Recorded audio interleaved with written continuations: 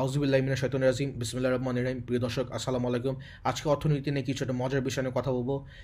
প্রথম মজার বিষয়টা হলো অর্থনীতি আগে সবসময় পৃথিবীর সবসময় টাকা ছিল না।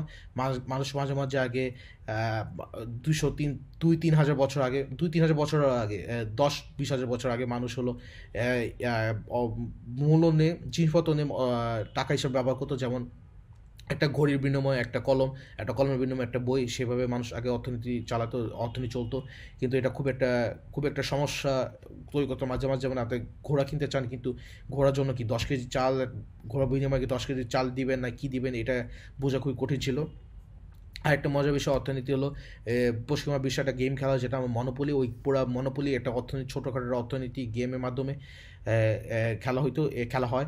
এবং ওই গেমের মূল্য হলো 20 লাখ টাকা, এবং 20 লাখ টাকার মধ্যে অর্থনীতি চলতো। এবং ওই গেমের মূল যে মেসেজটা মানুষের কাছে দিতে চায় ওই গেমের যে যারা বানায়, তারা মূল মেসেজটা হলো যে ল্যান্ড ওনারশিপ অথবা যে জমির মালিকতা, সেটা কীভাবে মাঝে মাঝে মানুষের জন্য সমস্যা সৃষ্টি করতে পারে।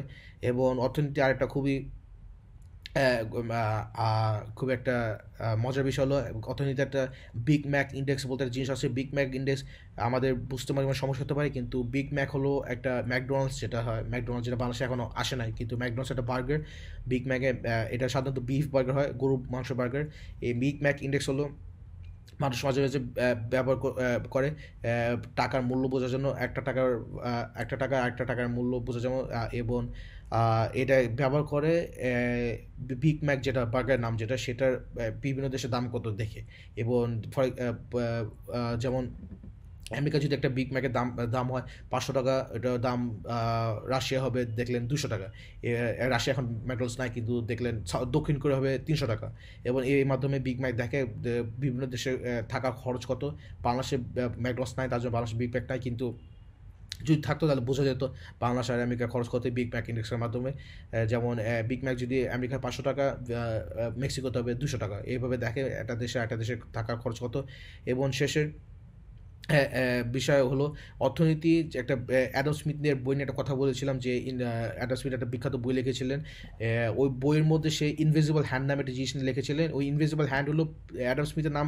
কেউ যদি বলে তখন তার এই ইনভিজিবল হ্যান্ডের কথাই আসে, যে ইনভিজিবল হ্যান্ড কীভাবে অর্থনীতি চালায়। কিন্তু তার বইতে সে ইনভিজিবল হ্যান্ড মাত্র 3 বার লিখেছিলেন।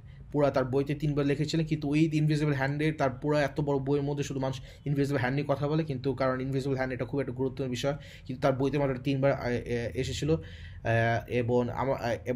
আমি বিশ্বাস করি যে অ্যাডাম স্মিথ নিজেও ভাবে না যে তার যে ইনভিজিবল হ্যান্ড, যেটা মাত্র সে 3 বার লিখছে, সেটা এত গুরুত্বপূর্ণ হয়ে উঠবে পৃথিবীতে। কিন্তু সেটা মাত্র 3 বার ছিল। এবং আজকের ভিডিওতে সেটাই। ভিডিও দেখার জন্য খুবই ধন্যবাদ। আগামী ভিডিওতে আবার কথা হবে। আজকের জন্য সেটাই। আল্লাহ হাফেজ।